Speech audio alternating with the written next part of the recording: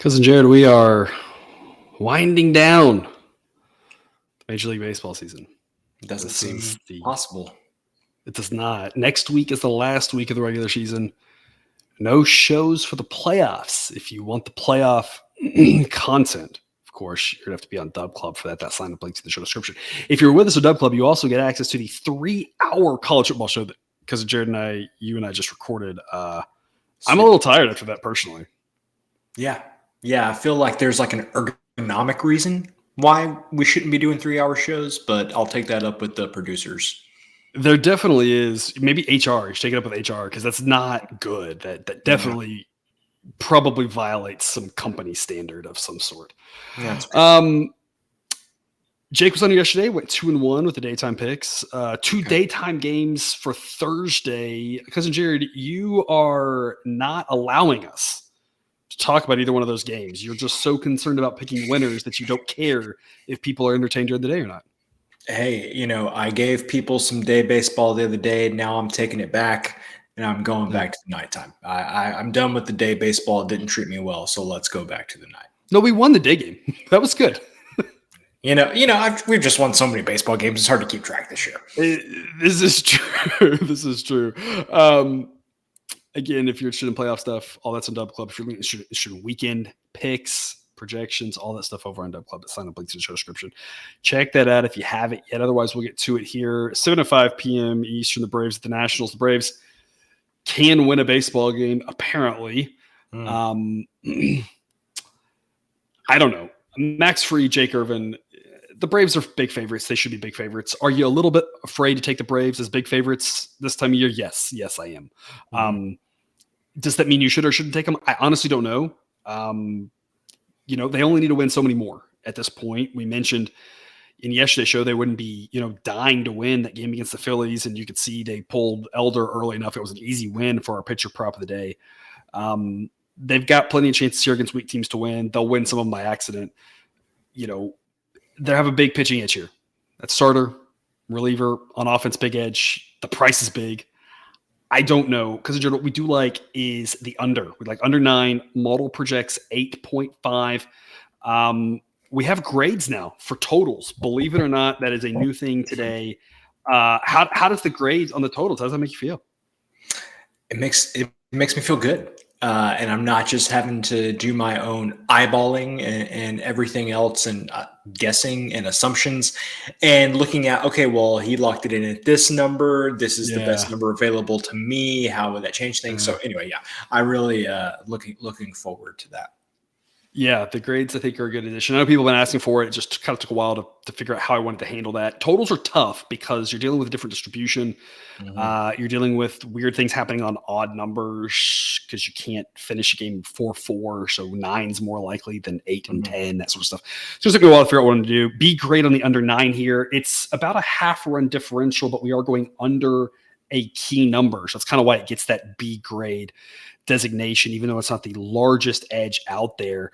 One of the stronger totals on a short board here.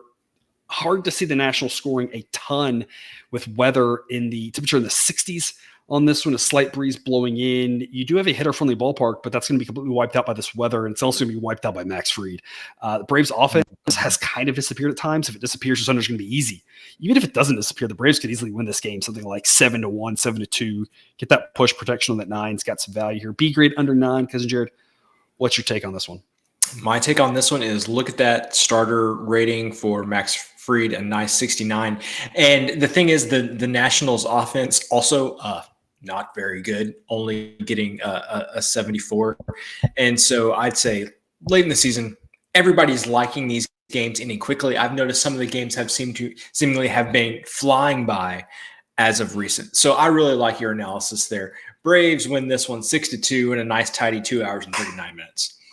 Yeah, the Nats offense definitely below average. The question is exactly where they are. They've done a little bit better later on here in the season.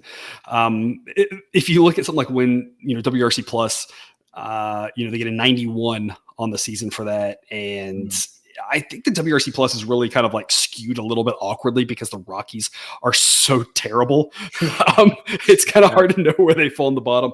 You could easily make a good case that the Nats offense is a little bit better than that 74 grade that they've got right now. But again, when you go up against a guy like Max Fried, it kind of doesn't matter. You're below average against a guy like that. He's still going to go out there and try, if there's any lack of concentration here down the stretch, it's probably more from the offense. That's why I said we have a chance that their offense just falls asleep because it's done that a few times here this last week. Pitchers only go once every 5 days. It's not quite the same. They're not going to do that. Now, he might have like a tune-up type start here going to the playoffs, but even if he does, as good as he is, especially against an offense that's below average, it still doesn't really matter. He should have plenty of success. Under 9 B grade total for us here in the early night slot. Another early night game, Phillies hosting the Mets.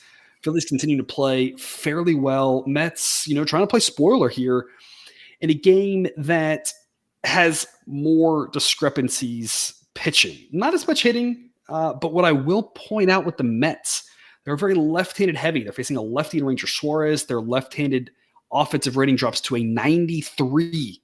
So it's quite a drop there, and pretty big discrepancy in favor of the Phillies there for the first 6 innings or so that Ranger Suarez goes. David Peterson, I don't think is as bad as at 5.22 ERA. If you look at his xFIP, it's pretty good. Models kind of trying to average all together, say David Peterson just kind of average. Ranger Suarez pretty good. 3.80 ERA in the advanced metrics kind of lined up with that. Phillies have the edge there at starter. They'll have the edge with the bullpen, especially with the Mets bullpen falling apart. No Diaz, traded away a bunch of guys. Phillies at home, 64% likely to win this. Model says it should be minus 178. We're going to play the Phillies minus 165. Just ekes into a B grade. Minus 153 would be an A grade. So we're not really approaching the A grade. There are some B grades that we have today that are approaching A grades. But even though this is closer to a C than an A, it's still a B that's worthy of consideration. Because, Jared, why do you think that is? Well, you talked about how the Phillies have an advantage the first 5 innings because that Mets offensive rating dips so severely against left-handed pitching.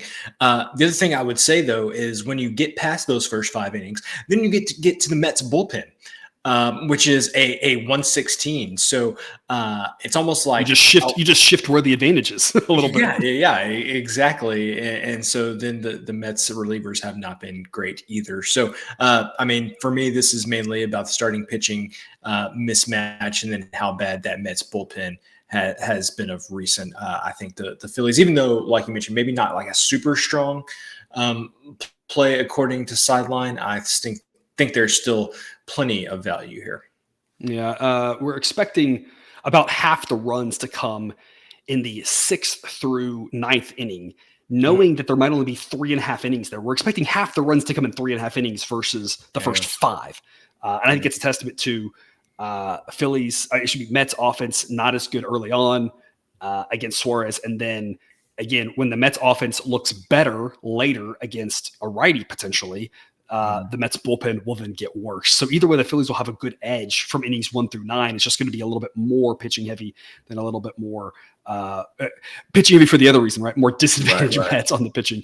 They'll have an edge throughout the game. Phillies playing well at this point, 64% makes for a solid play at minus 165. Again, not the best play of the year, but definitely one worth being on your card here for Thursday. And that'll take us to our late game, Tigers and the A's. Cousin Jared, I mean, you have to be sad at the A's because we talked all offseason about backing them, and we backed them a few times, and it's mostly worked when we have backed them and that we're like 50-50 backing them, but at like massive plus odds. So we're profitably back the A's. We faded the A's a lot. I feel like that's got to make you a little bit sad because I know we expected them to be not quite as bad and more a team we could back more than we have this season. Yeah, I will definitely eat my words when I said that surely the A's will win 60 games. And lo and behold, I was holding out hope until the last minute, but it is official. They will not be winning 60 games this season. But it's funny how it works when, you think about how bad of a season they've had, but you hit the nail on the head, still profitable. And I know it's not necessarily, applicable here because generally for us to win a play, the A's actually have to win the game. But like they say, good teams win and great teams cover. Something similar to that. not covering, but being profitable on them is worth it. So good teams win. Great teams win at a probability higher than the implied odds. Right there you go. It's one of those things. It's more about long term. It's not about that one game. It's about long term. Right? Are you winning more than the odds imply? Or in this case, and we faded them a lot. They've lost more than the odds implied, which has been good for us too. Yeah, well, that was a lot of words. I'll stick to what I said, but that was a lot of words. But I feel like the spirit of what I said was correct in that it was a very bad team, but there was still going to be value on backing that team.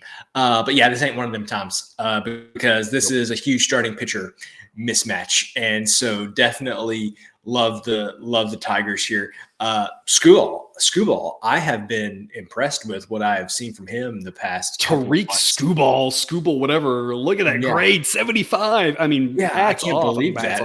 I mean, props. Am I crazy, or has that grade gone down like 10 points? It keeps. Okay, it feels like it keeps going every time he pitches. It goes down another point or two. It seems like. Okay. And here's the thing. Here's like 3.25 ERA, 2.28 FIP. No, it's only 69 innings, so it's not like he hasn't pitched the whole season. But I mean, like 277 xFIP, like it's not a huge sample size, but like the underlying metrics are like this is not like a guy due for regression who's just getting lucky in a small size. He's pitching really, really well. If he can put this together for a whole season next year, he will be in the discussion for the Cy Young, hands down. Which is crazy to say. I'm glad he was able to come back and then put together such a good half season here.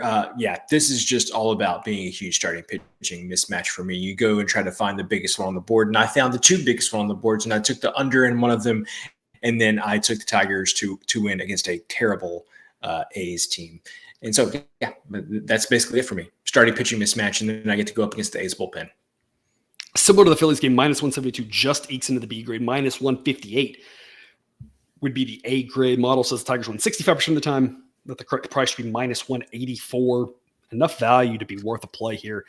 The A's really just playing out the string at this point, not looking great. The biggest thing about the A's is when we've backed them, it's been because we've thought their pitching would be competent. We've tried to also back them a lot of times in the first 5. So the relievers are so terrible. If they get a lead, they've got a couple of guys at the back end who are okay, but they have no depth. They've got a bunch of terrible relievers. So even if they fall behind a run or two, it can get ugly in a hurry. Luis Medina is not that guy. He's probably not quite as bad as that 5.56 ERA, but of course, playing in such a pitcher-friendly ballpark for half of his games, it's just not good. Yep. He's a guy that in the A's have a lot of these guys. We talked about the kid coming up here and pitching Wednesday, got the easy, -1 cover with the Mariners on that one. And it's the same sort of thing with Medina. Medina's pitched a little bit more. He might be decent in a year or two. He's a young guy. It's not right now. And going up against the Tigers team, that's not terrible, pretty decent relievers, a great starter. Offense has obviously been the thing that's hurt them. They haven't been competitive in the AL Central, but they've got a manager who we've seen a couple years ago in this very similar spot, played hard down the stretch, got his guys to play hard down the stretch, and that's what we're expecting here. So -172, a little bit of a steep price, but this A's team has been just so profitable to fade, doesn't matter the price. And again, we're talking long-term probability with regards to this sort of thing where we've been fading them at these bigger numbers, and they've been losing at such a high clip that even though we haven't won every single play, we've won way more than half. Obviously, you need to win way more than half. We're doing that, and we're very profitable on the A's this season. A team that you talk about getting to 60 might not even get to 50 wins. They're at 46 now. 50 is going to be hard to do at this point. Yeah. They might not even get to 50. I know. And the fact that I was just so wrong with all of my comments. Yeah. But again, I feel like the spirit of what I said was right. Yes. Speaking of, and I'm wearing my Padres gear here today because I specifically wanted to make this point. And I told the Discord this earlier in the week on Sunday night, I believe I made this point. The Padres, Cousin Jared, not out of it yet. If you can believe that. I don't believe that, but they took 2 out of 3 from the Dodgers. Took all 3 from the A's, took all 3 from the Rockies. So they were supposed to beat the Rockies and the A's. But that's the thing they haven't been doing all year is doing that. Now they get the Cardinals for 3. Getting off, they get the Cardinals for 3 at home. And if they take all 3 of those, Then they get the Giants, who are one of the teams they have to leapfrog, and they get the White Sox, who've been truly terrible. It lines up for the Padres to at least get high enough in there to have a chance. Their issue is going to come, are there just too many teams ahead of them? The Phillies already at 82 wins. Right now, you got the Marlins, the Cubs, and the Reds all at 79, Diamondbacks at 80.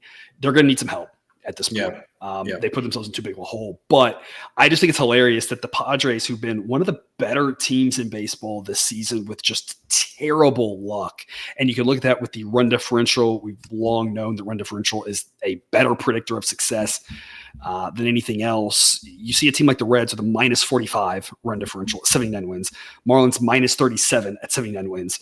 Diamondbacks minus 22 at 80 wins. And lo and behold, the Padres are plus 81 and 74 wins. They have the talent. They've just historically unlucky in the one-run games. Mm-hmm. They needed to make a run earlier, but I just think it's hilarious here. If the Padres sweep the Cardinals here this weekend at home, possible, don't completely count them out yet.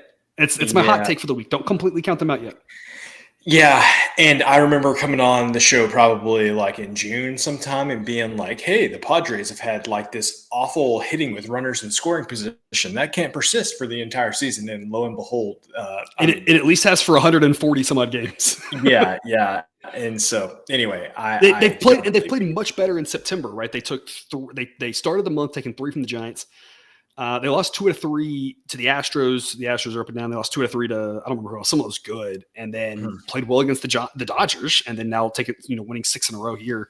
But yeah, at least through August, that same luck persisted. So probably out of it, of course. But and the math isn't. They're going to need some help, of course. But I just have to point out that the Padres, the weirdest season ever, the worst luck we've seen in a long time, out of it. For sure, for quite a while. And you look at it, it's like, I think they're out of it. They're out of it. They're out of it, right? They're out of it. They're probably out of it. I think they're out of it. Yeah, they're definitely out of it, but they're not quite out of it yet. Yeah. Again, they're probably out of it. But again, just have to point out, keep an eye on them. And I guess my point being more in the chaos of Phillies, Diamondbacks, Marlins, Cubs, Reds, Giants. Mm-hmm. Everyone's talking about that in that jostle. Just don't forget about the horse that is definitely far behind, but is like, maybe the strongest horse. It's just, is there enough time left in the race for them to catch him? They will be making a charge late. Is there enough time? There probably isn't, but it's at least some fun for us to watch over this last week. Because personally, I think you and I are trying not to pay attention to the AL West race because my goodness, no, that's the rest. No. Before we came on, I went and looked at the standings just to be aware of where the teams that we're talking about, where they're currently at, and. I specifically tried to not look at the AL West. Yeah. No pitcher prop today because we just recorded 3 hours of college football, so I didn't have time to look for one. If you're with us on Discord over there, bug me sometime here on Thursday, and I'll see if I can find one for our Dub Club members over there. Appreciate everything y'all do. Again, sign up link in the show description. All sorts of things that you get over there, all sorts of information, all sorts of extra picks, all the A grades over here. We're trying to provide all of the B grades that we think you should play. Everyone knows we should play the A grades because we've long proven that those are profitable. So if you're looking for all those extra picks, Dub Club is the place to be. Otherwise, because Jared, do you have any parting words for the people? Got nothing. Yeah, I feel like we talked a lot already. Yeah. All right. Outro music. Take us out.